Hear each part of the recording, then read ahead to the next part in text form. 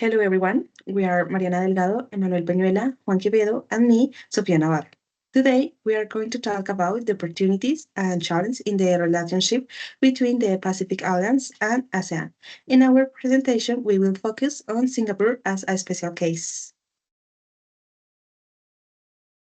The Pacific Alliance was created in 2011 by Chile, Colombia, Mexico, and Peru. It was designed to help our countries work together in a deeper way. The main goals are to allow the free movements of goods, services, capital, and people. It also wants to improve competitiveness and connect Latin America with the Asia-Pacific region. The Pacific Alliance has around 230 million people and a combined GDP of more than 2.6 trillion USD dollars. On the other slide, ASEAN, the Association of Southeast Asian Nations, was founded in 1967. Today, it has 10 members: Brunei, Darussalam, Cambodia, Indonesia, Laos, Malaysia, Myanmar, Philippines, Singapore, Thailand, and Vietnam. Together, ASEAN has about 656 million people and a GDP of more than 3 trillion USD dollars. It is the fifth largest economy in the world. ASEAN is seen as a very successful model of regional integration and as a stronger player in global value chains. Relations between the Pacific Alliance and ASEAN officially began in 2012 with cooperation frameworks such as the ASEAN PA Cooperation Framework in 2016 and the Working Plan of 2017. Still, economic interdependence has remained limited.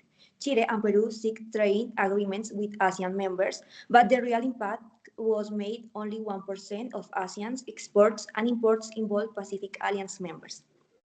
Despite political dialogue is in areas like education and technology, the commercial side remains weak.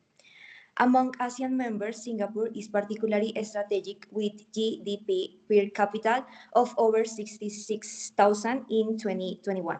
Singapore is hub for logistics, finance, and innovation.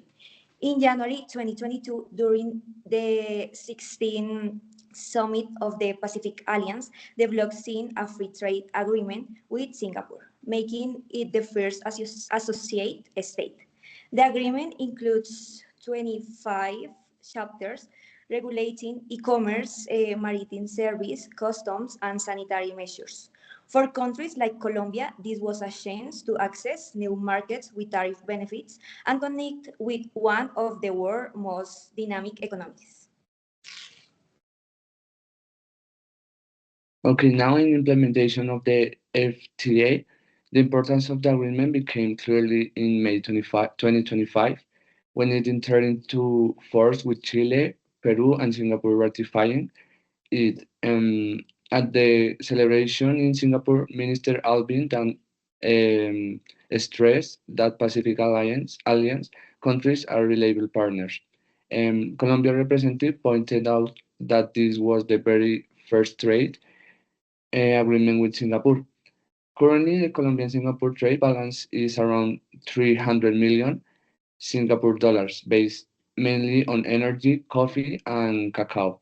Colombia and Mexico still need to ratify, which shows that challenges remain. And in opportunities, Singapore offers access to Asian markets, a platform for SMEs, and participation in global value chains. It helps diversifying Latin American trade away from heavy dependence on the United States and China, and highlighting that the Asian Pacific region has become the epicenter of new economic configurations. And agreements like the PA Singapore FTA place Latin America within these networks. Okay, some case challenge in Pacific Alliance and ASEAN relations. It's a challenge that the trade volumes between the Pacific Alliance and ASEAN are still low. The distance, cultural differences, and logistical costs is a slow integration, but ratification delays in Colombia and Mexico also limit the progress.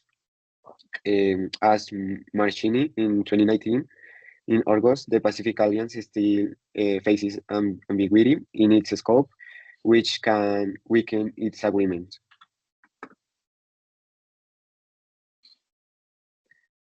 In conclusion, and some prospects for Singapore, is the relationship between the Pacific Alliance and the ASEAN, with Singapore as a key partner in the still developing.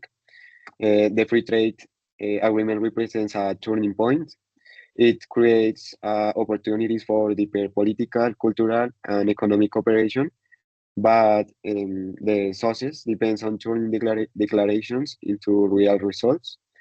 If ratification and implementation move forward, and Singapore could become the true bridge connecting Latin America with Southeast Asia, making this interregional partnership on the most promising for the future.